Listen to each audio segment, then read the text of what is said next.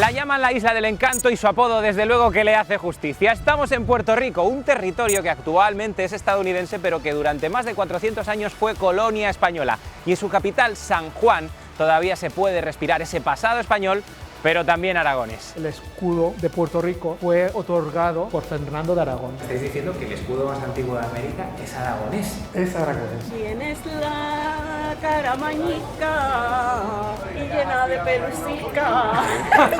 Puerto Rico se mueve al ritmo que marca el casco histórico de la capital. Bienvenidos al viejo San Juan. Mira, esta es una de las calles más simbólicas de Puerto Rico completo. Se llama calle San Sebastián. Hay unas fiestas enormes, sobre todo después de la Navidad. Digamos, si hay 3,5 millones de habitantes en Puerto Rico, todos vienen a esta calle.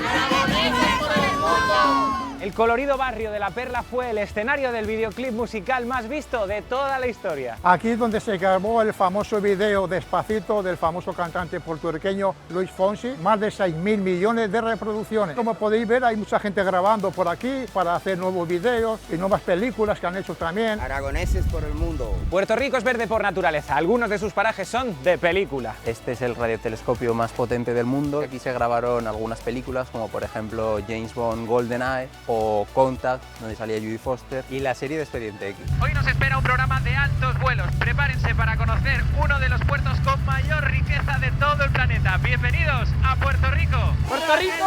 ¡Ah! ¡Esto está bien! ¡Oh! Vamos para aquí, vamos para allá. ¡Todo Puerto Rico!